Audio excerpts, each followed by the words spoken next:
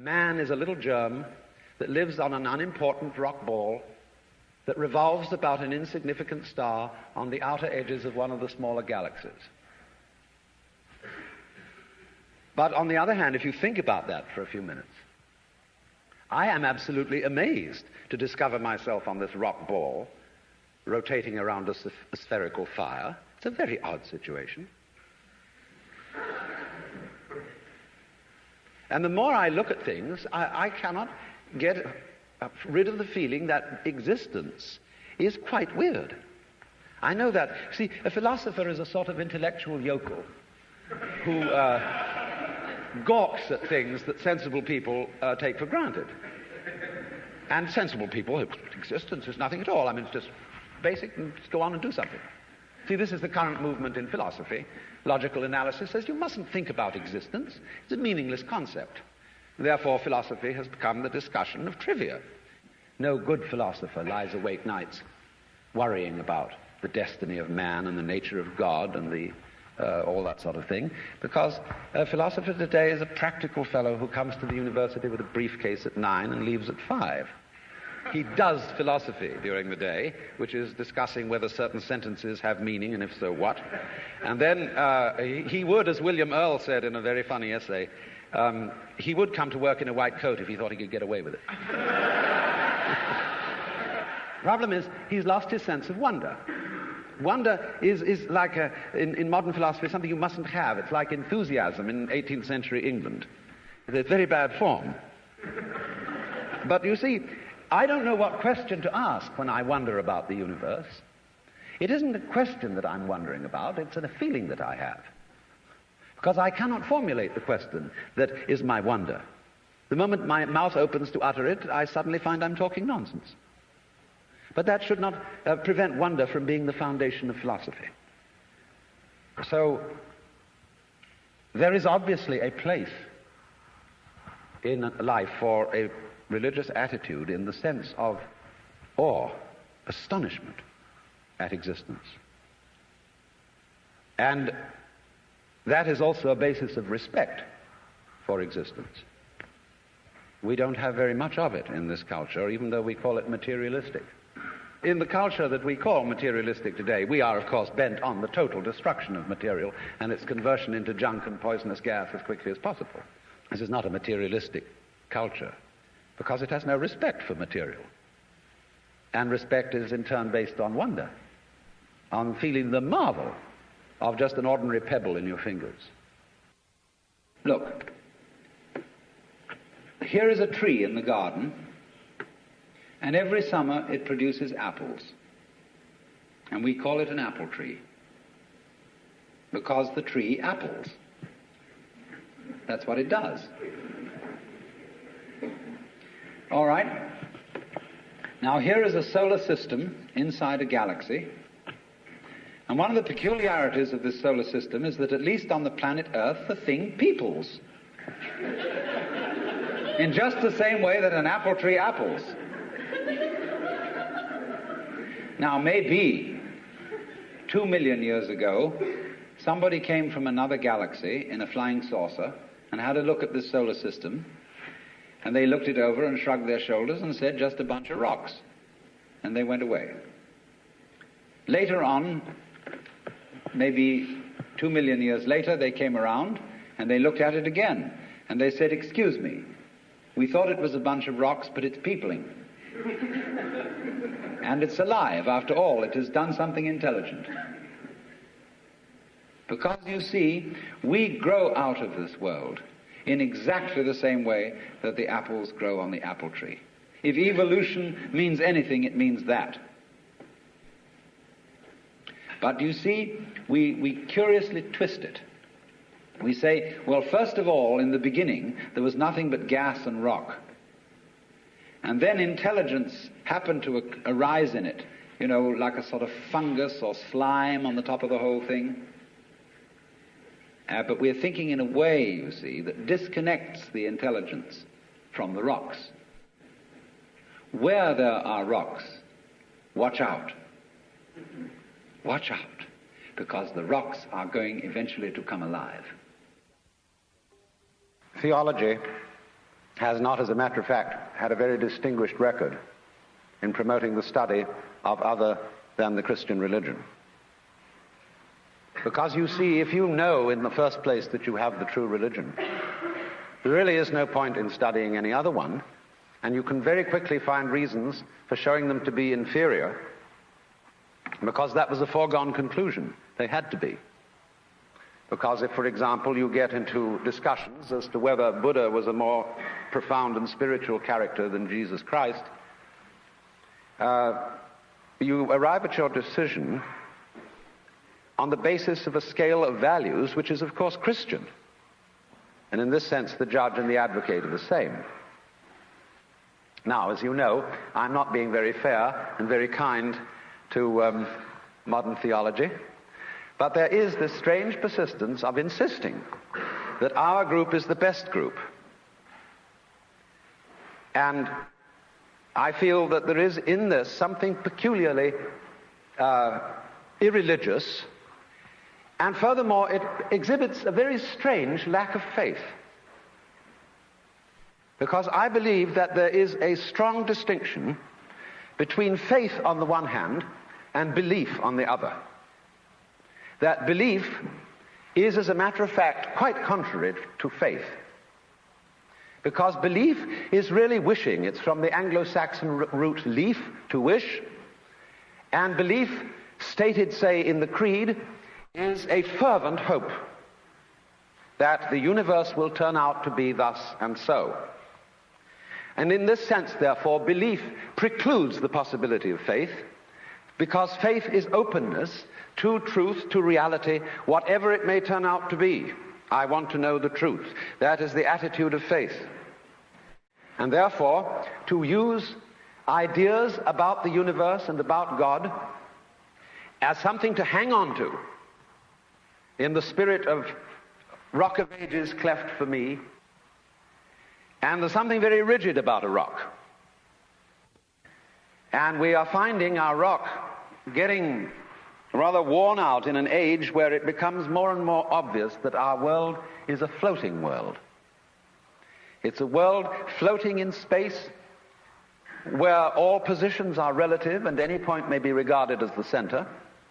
A world which doesn't float on anything, and therefore the religious attitude appropriate to our time is not one of clinging to rocks, but of learning to swim. And you know that if you get in the water and you've nothing to hold on to, and you try to behave as you would on dry land, you will drown.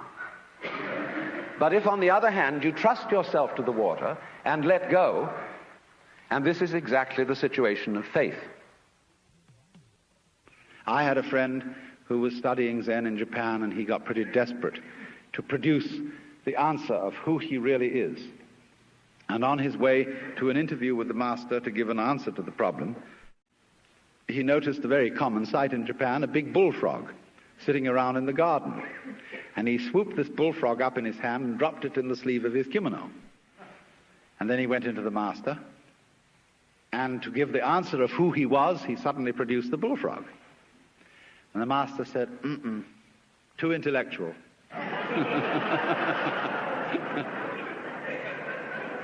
In other words, this answer is too contrived.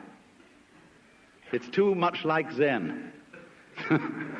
You've been reading too many books. It's not the genuine thing. And so the method of teaching used by these great Eastern teachers is to make fools persist in their folly, but very rigorously and very consistently and very hard. Now, if you go to a Zen teacher,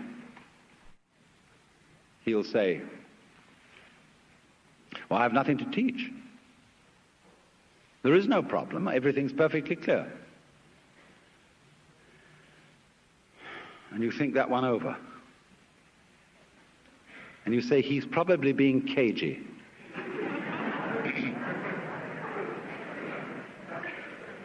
But the teacher says, quite honestly, I haven't anything to tell you. I don't teach anything. I have no doctrine. As I said to you in the beginning of this talk, I have nothing whatsoever to sell you. So the student thinks, my, this is very deep. because this nothing that he's talking about, this nothing that he teaches, is what they call in Buddhism shunyata, and it's supposed to be the ultimate reality.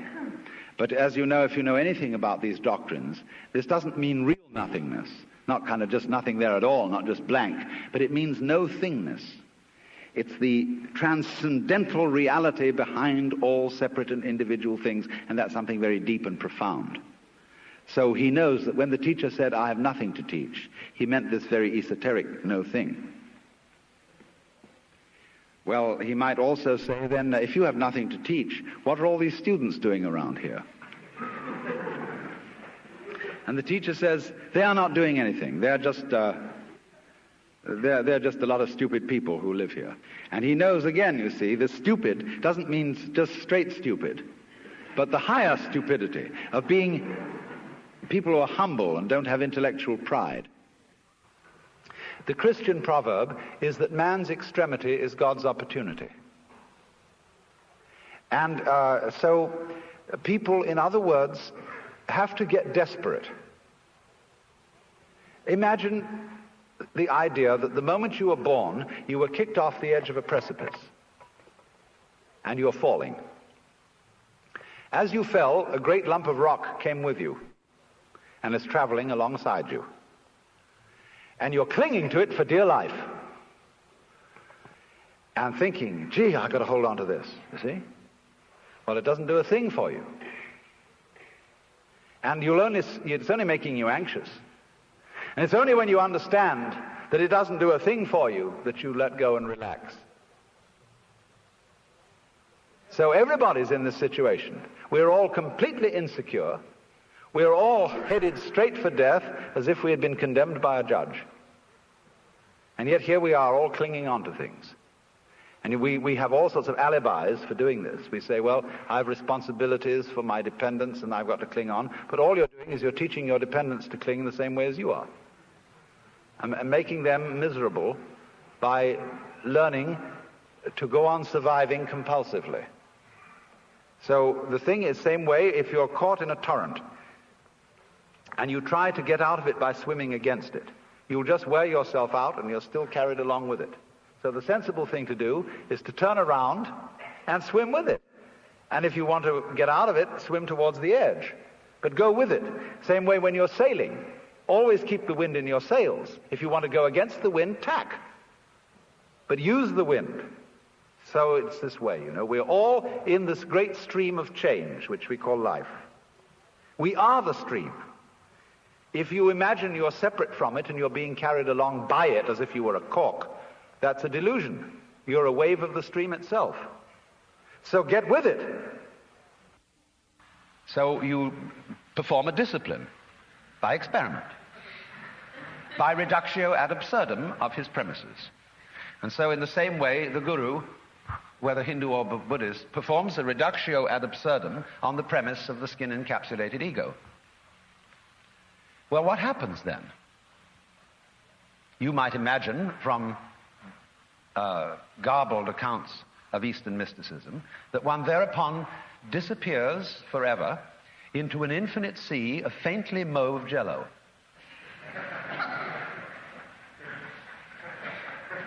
And become so lost to the world and entranced that you forget your name, address, telephone number, and function in life. And nothing of the kind happens. The state of mystical illumination, although it may, in its sudden onset, be accompanied by a sensation of tremendous luminescence and transparency, as you get used to it, it's just like everyday life. Here are the things that you formerly thought were separate individuals, and here is you, who you formerly thought was merely confronting these other people. When the great Dr. D.T. Suzuki was asked, what is it like to be enlightened? He said, it's just like ordinary everyday experience, except about 2 inches off the ground.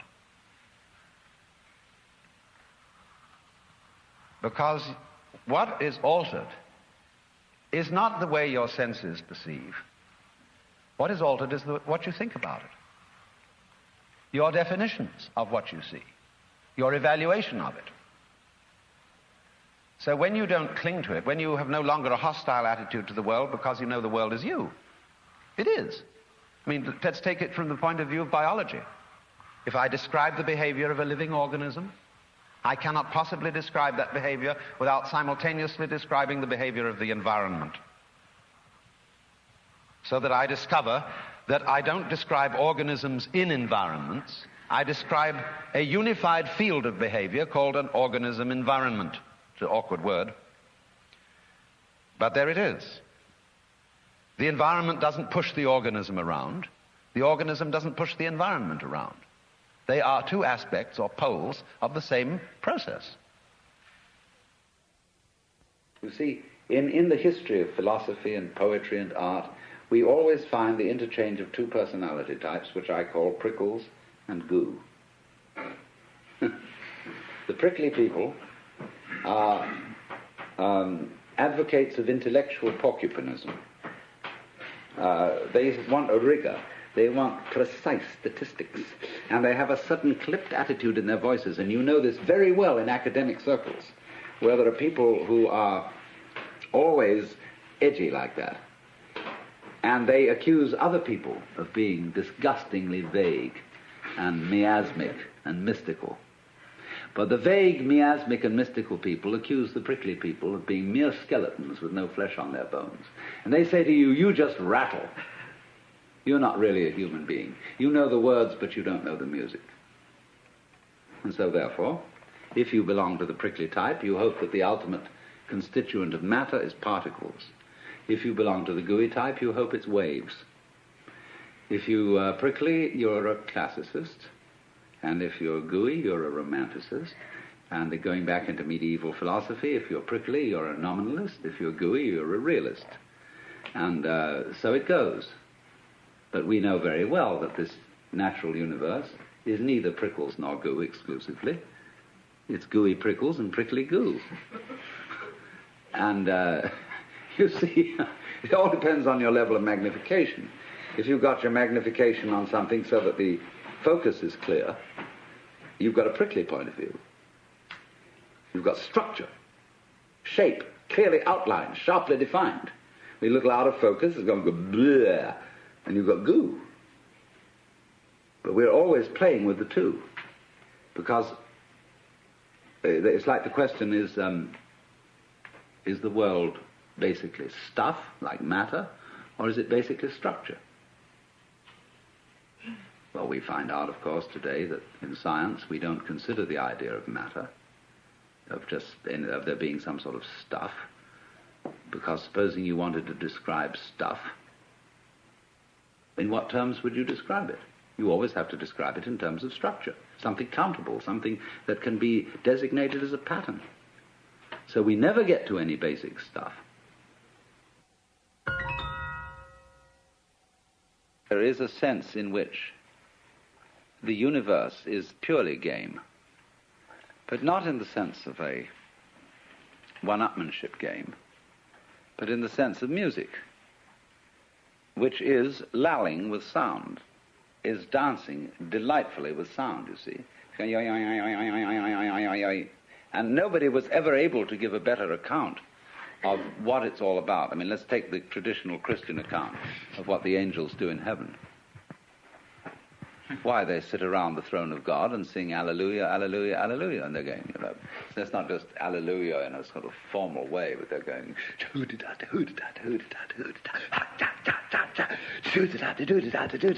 no, they're really swinging. And by the time you know where they are, the swinging has reached such fantastic proportions. And they've thought out the most amazing little goody-doody-doody-doody-doos that you've got the whole physical universe happening. Yeah, that's the way it starts. And so, I mean, this game is great. In music, though, one doesn't make the end of a composition the point of the composition. If that was so, the best conductors would be those who played fastest. And there would be composers who wrote only finales. People go to a concert just to hear one crashing chord, because that's the end. Same way in dancing. You don't aim at a particular spot in the room. That's where you should arrive. The whole point of the dancing is the dance. Now, but we don't see that as something brought by our education into our everyday conduct. We've got a system of schooling which gives a completely different impression. It's all graded. And what we do is we put the child into the corridor of this grade system with a kind of, come on, kitty, kitty, kitty. And now you go to kindergarten, and that's a great thing because when you finish that, you'll get into first grade. And then, come on, first grade leads to second grade, and so on, and then you get out of grade school, you've got high school, and it's revving up, the thing is coming. Then you're going to go to college, and by Jove, then you get into graduate school, and when you're through with graduate school, you go out to join the world. And then you get into some racket where you're selling insurance, and they've got that quota to make, and you're going to make that, and all the time, the thing is coming. It's coming, that great thing, the success you're working for. Then when you wake up one day about 40 years old, you say, my God, I've arrived. I'm there. And you don't feel very different from what you always felt. And there's a slight letdown because you feel there's a hoax. And there was a hoax, a dreadful hoax. They made you miss everything. We thought of life by analogy with a journey, with a pilgrimage, which had a serious purpose at the end, and the thing was to get to that end, success or whatever it is, or maybe heaven after you're dead. But we missed the point the whole way along. It was a musical thing, and you were supposed to sing or to dance while the music was being played.